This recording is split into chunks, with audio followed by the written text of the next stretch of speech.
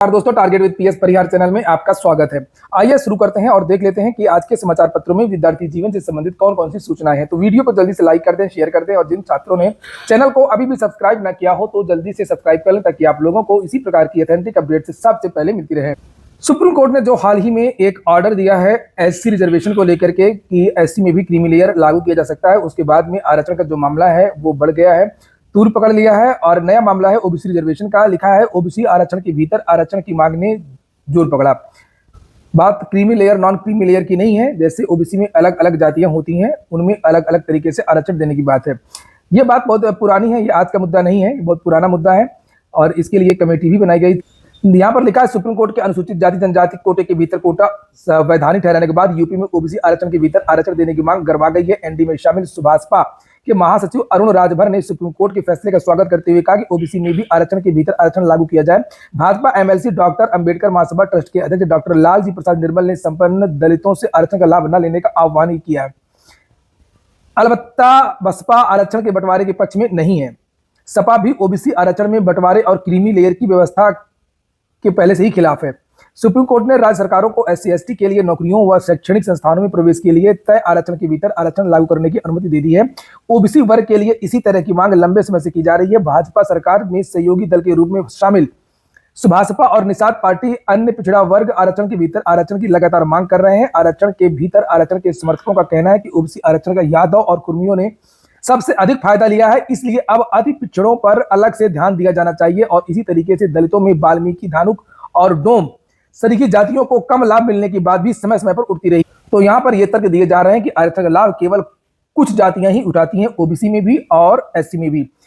यहाँ पर ये भाजपा सरकार जब सत्ता में आई थी तो उसने एक सामाजिक न्याय समिति का गठन किया था और उसको एक रिपोर्ट बनाने को कहा था। रिपोर्ट तो सरकार को दे दी गई है कि ओबीसी आरक्षण को किस तरीके से बांटा जा सकता है, लेकिन उसको सार्वजनिक नहीं किया गया है। लिखा सूत्रों के अनुसार रिपोर्ट में ओबीसी आरक्षण का 3 श्रेणियों में वर्गीकरण किया गया था। पहली श्रेणी में 27% में से 7% आरक्षण देने की संस्तुति की गई थी और जो 7% आरक्षण है इसमें अहिरी, यादव, सुनार, स्वर्णकार, कुर्मी, जाट, हलवाई, चौरसिया, सैतवार, पटेल आदि जातियों को शामिल करने की सिफारिश की गई है। और दूसरी श्रेणी में गुर्जर, गिरी, लोध, मौर्य, लोधी, राजपूत, काची, कुशवाहा, शाक्य, तेली आदि जातियों को रखा गया है। इन्हें 11% आरक्षण देने की बात की गई है।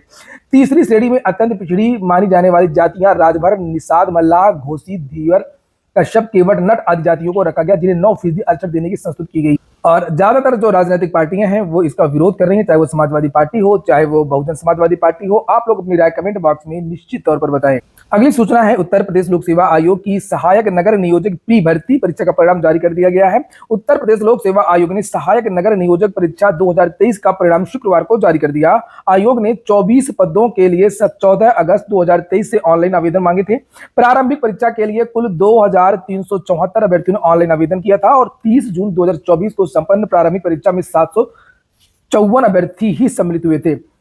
चलिए अगली सूचना है एसएससी की। एसएससी ने कल देर रात को फिर से एक नई भर्ती का विज्ञापन जारी कर दिया है। अभी हाल ही में मल्टीटास्किंग का जो नोटिफिकेशन जारी हुआ था, आपने देखा था पिछले महीने, और जिसमें पदों की संख्या बढ़ा भी दी गई थी। और आज जो ये विज्ञापन जारी हुआ है कल देर रात को, वो है हिंदी ट्रांसलेटर का। ये देखिए लिखा हुआ है combined Hindi translator examination 2024, date of submission of online. ये किसी समाचार पत्र में अभी इसके बारे में जानकारी नहीं दी गई है क्योंकि ये देर रात को नोटिफिकेशन जारी हुआ था और समाचार पत्र में निश्चित तौर पर कल या परसों आएगा। तो यहाँ पर लिखा है कि 2 अगस्त से इसके जो आवेदन है वो भी शुरू हो गए हैं। इसकी लास्ट डेट भी यहाँ पर बताई गई है 25 अगस्त है और अन्य तारीखें भी यहाँ पर दी गई हैं। और जो सीबीटी जो इसका हो सकता है पेपर फर्स्ट, वो अक्टूबर और नवंबर के महीने में हो सकता है। इसमें कुछ और चीजें आप लोग देख सकते हैं नीचे, और यहाँ पर ये इसमें अनुवादक के कई प्रकार के पद हैं जो नीचे दिए गए हैं, जैसे आप लोग देख सकते हैं, और अच्छा खासा वेतन भी है।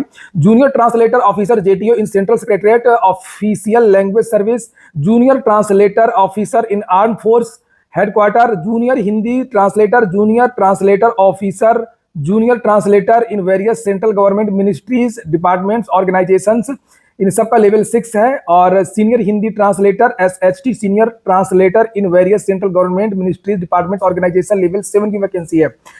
पदों की बात करें तो नीचे उसके बारे में भी जानकारी दी गई है कि जो टोटल पद हैं वो है 312। ये देखिए 312 पद यहाँ पर लिखे हुए हैं। और इसमें जो आयु क्या मांगी जाती है, आयु यहाँ पर लिखी है 18 से 30 के बीच के युवा आवेदन कर सकते हैं। और जो डेट काउंट की जाएगी 1 अगस्त 2024 से और यहाँ पर साफ साफ भी लिख दिया है कि जो कैंडिडेट का जो जन्म है वो 1994 यानी 2 अगस्त 1994 से पहले का ना हो और 1 अगस्त 2006 से बाद का ना हो। क्लियर कर, जैसे कहा जाता है ना कि हर विद्यार्थी को कभी ना कभी कोई ना कोई मौका मिलता है, और यहाँ पर उन विद्यार्थियों को मौका मिलेगा जिनका ग्रेजुएशन में हिंदी के साथ में इंग्लिश है। ये देखिए लिखा है मास्टर की डिग्री, वो भी लिखा master degree of recognised university in Hindi with English as a compulsory और इलेक्टिव सब्जेक्ट और the medium of examination at the degree level. तो अगर ग्रेजुएशन में आपका इंग्लिश है और एमए आपने हिंदी से किया तो भी आप आवेदन कर सकते हैं। यही चीज अगर उल्टा है तो भी आप लोग आवेदन कर सकते हैं, बीए या एमए में मिलाकर। वहीं पर नीचे एक चीज और लिखी है कि master degree of recognised university in any subjects other than Hindi और इंग्लिश। हिंदी या इंग्लिश के अलावा किसी भी चीज में अगर आप मास्टर की डिग्री है विद द हिंदी मीडियम के साथ में and English as a compulsory और इलेक्टिव सब्जेक्ट और as the medium of examination at the degree level, तो भी आप लोग आवेदन कर सकते हैं। तो ये बहुत सारी चीजें हैं, इसको भी मैं अपने टेलीग्राम चैनल पर डाल दूंगा, तो आप लोग देख लीजिएगा। अलग अलग पोस्ट का बहुत सारा लिखा अथवा अथवा करके, लेकिन जो मैंने आप लोगों को बताया ना मेन चीज वही है कि या तो हिंदी बीए में हो प्लस एमए इंग्लिश में हो, या इंग्लिश से आप बीए हो और हिंदी से आप एमए हो। चलिए अगली सूचना देखेंगे। माध्यमिक विद्यालयों में बायोमेट्रिक उपस्थित। आप लोगों ने वीडियो को लाइक ना किया हो तो वीडियो को लाइक अवश्य कर दिया करें। वीडियो जैसे शुरू होता है वैसे लाइक करके खाली हो जाए और उसके बाद में आराम से वीडियो सुने। माध्यमिक विद्यालयों में बायोमेट्रिक उपस्थिति दर्ज कराने पर मिलेगा वेतन। प्रतिदिन सुबह और दोपहर को शिक्षकों कर्मचारियों को दर्ज करानी होगी हाजिरी। सही है यार, ये सही है। और प्राइमरी में जो विरोध हो रहा है वो भी गलत है, वहां पर भी जल्द से जल्द लागू हो सकता है कि उम्मीद है कि चुनाव के बाद में जो चुनाव वगैरह है उसके बाद में लागू भी हो जाएगा। इसी सब चक्कर में जो छात्रों की जो संख्या है ना वो कम हो गई है अभी तक, और जो है लोग एडमिशन नहीं करा रहे हैं, गुरुजी आते नहीं है।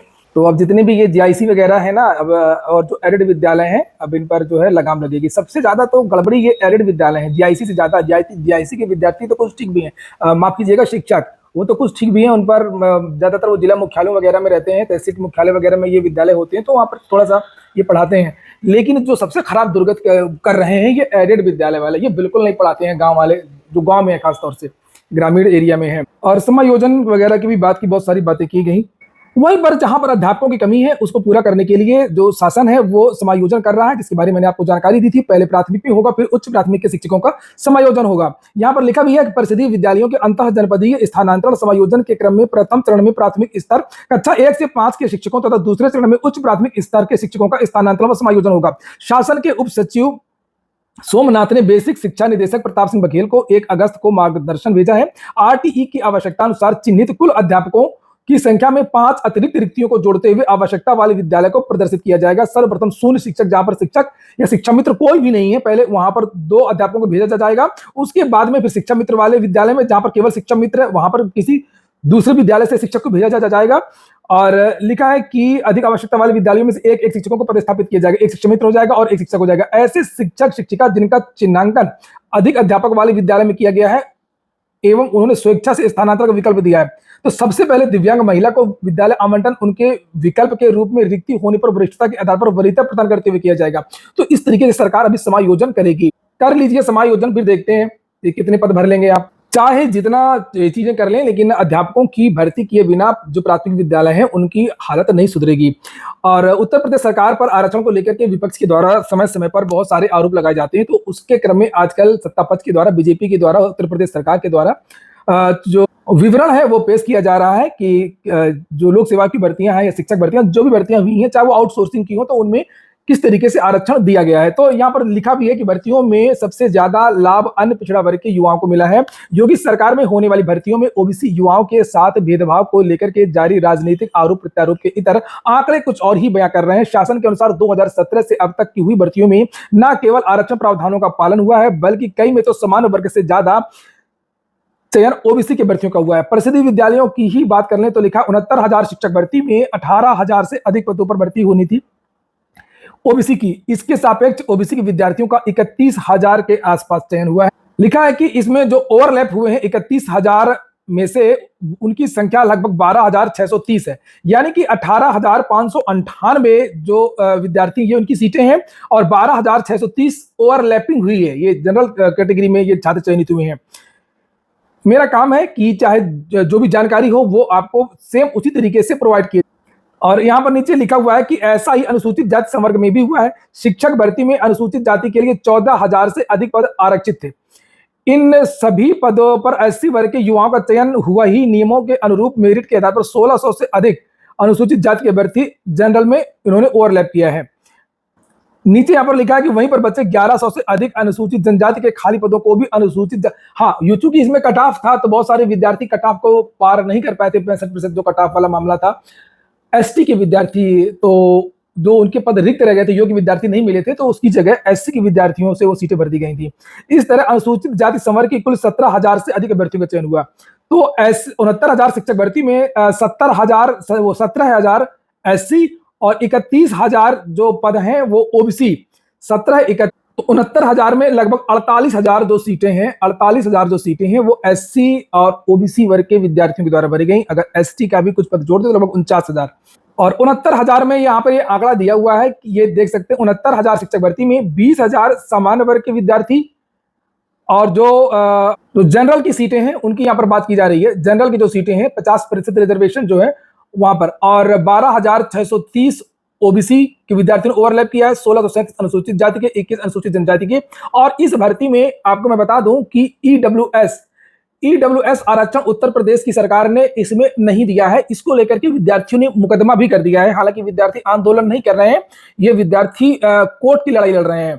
और इस केस की जो सुनवाई है 5 अगस्त को होनी है। 5 अगस्त को ये इसकी अपील नंबर है 335/2024। ये देखिए यहाँ पर, और हो सकता है कि 5 तारीख को फाइनल सुनवाई हो जाए। Case is listed in the court number 29, Kumari Sangeeta Bhadauria and another. तो जिस तरीके से विज्ञापन जारी किया, जिस तरीके से गड़बड़ी की, उसमें बहुत सारी गड़बड़ियां की हैं। और यहाँ पर आप देख सकते हैं कि ऐसा नहीं है जो आरोप लग रहे हैं कि नहीं सरकार जनरल वर्ग पर बहुत ज्यादा मेहरबान है, तो ऐसी बात बिल्कुल भी नहीं है। मुझे नहीं लगता है, अगर मेहरबान होती तो यहाँ पर ईडब्ल्यूएस को रिजर्वेशन दिया जाता। जैसे जेई का देखा आपने 2019 की वैकेंसी है, उसमें रिजर्वेशन दिया गया है, यूपी ट्रिपल एस की पुरानी भर्तियों में भी। और ये भी बता दूं कि ईडब्ल्यूएस में उत्तर प्रदेश सरकार जो है वो एज रिलैक्सेशन भी नहीं देती है, जैसे कि अन्य राज्य सरकारें दे रही हैं, बहुत सारी सरकारें दे रही हैं। बेसमेंट में चल रहे प्रयागराज की भी कई कोचिंग व लाइब्रेरीज को सील किया गया है। यहाँ पर उसको लेकर के भी काफी सारी सूचना है। और जहां पर कार्रवाई की गई है, यहाँ पर लिखा हुआ है कि अबू उबैद की दीप्तिमान एकेडमी, आलोक पांडे की सुपर सीली मैक्स एकेडमी, रामबाबू मौर्य की लाइब्रेरी, मधु गुप्ता की वार टेक्स क्लासेस, शैलेंद्र त्रिपाठी की एडिगरल लाइब्रेरी कोचिंग, नदीम अख्तर की संगम लाइब्रेरी कोचिंग, संदीप कुमार शुक्ला की राधे लाइब्रेरी, सभी को मौके पर सील कर दिया गया। और इसके बाद टीम ने क्षेत्र में मरुआडीह लखनऊ रोड पर सुशील पांडे व राजन पांडे की ओर से कराए जा रहे अवैध निर्माण को भी सील किया गया है। तो जो कार्रवाइयां हैं ये चल रही हैं अलग अलग शहरों में। जब कोई हादसा हो जाता है तब कार्रवाइयां होती हैं, फिर मामला खत्म हो जाता है। निजी कंपनियों की बेतहाशा बढ़ती टैरिफ वृद्धि की वजह से बीएसएनएल की तरफ उपभोक्ता आ रहे हैं, उसको लेकर के सूचनाएं दी गई हैं। जुलाई में बीएसएनएल ने जोड़े हैं 6,50,000 ग्राहक। इनमें दूसरी कंपनियों के 1,75,000 ग्राहकों ने कराया एमएनपी पोर्ट करवाया है। 1,500 4G BTS लगे, तो 4G की जो सुविधा है वो शुरू हो रही है। इसको लेकर के आपको जो है सिम बदलवाना होगा। थोड़ा सा बीएसएनएल जिम्मेदारी भी समझे। अगर लोग आ रहे हैं, उपभोक्ता वापस आ रहे हैं बीएसएनएल की तरफ, तो इस जिम्मेदारी को देखते हुए अपनी जो सर्विस है उसमें सुधार करे। यहाँ पर लिखा भारत संचार निगम लिमिटेड की सुविधाएं निरंतर बेहतर हो रही हैं। उत्तर प्रदेश पूर्व परिमंडल में बीएसएनएल ने अब 1500 नए 4G बेस्ड ट्रांसीवर स्टेशन लगाए हैं और इतने ही बीटीएस पर काम किया जा रहा है। तो इसमें तो इन्होंने लिखा है कि हम काम कर रहे हैं, अच्छा काम करेंगे। और अब चीजें समझ में आने लगी कि सरकारी जो चीजें होती हैं वो सही होती हैं, गलत होती हैं, और जो प्राइवेट चीज होती है वो क्या करती है। ये न्यूज मैंने इसीलिए रखा है। आप लोग परेशान हो गए ना कि जैसे एयरटेल, जियो, जितने भी लोग हैं लगातार बढ़ाते चले जा रहे हैं और आप असहाय हैं, कोई कुछ कर नहीं पा रहा है। वही चीजें जो प्राइवेट ये विद्यालय लगातार खुलते चले जा रहे हैं, यहाँ पर भी यही हाल होगा। इतनी महंगी फीस, कापी किताबें, बहुत सारी जो चीजें लग जाएंगी, तो फिर लोग जो आम आदमी है वो तो फिर वो बच्चों को पढ़ाई नहीं पाएगा। इसलिए जो सरकारी संस्थान है उनकी उपयोगिता हमेशा बनी रहेगी और इनकी प्रासंगिकता की वजह से सरकार ध्यान दे, इनका पुनरुद्धार करे, जो इंफ्रास्ट्रक्चर है, जो संसाधन है वो दे, चाहे वो अस्पताल हो, चाहे वो विद्यालय हो, चाहे वो अन्य PSU हो, पब्लिक सेक्टर यूनिट हो। ये हो गया आज का वीडियो। पूरा वीडियो सुनने के लिए बहुत बहुत धन्यवाद।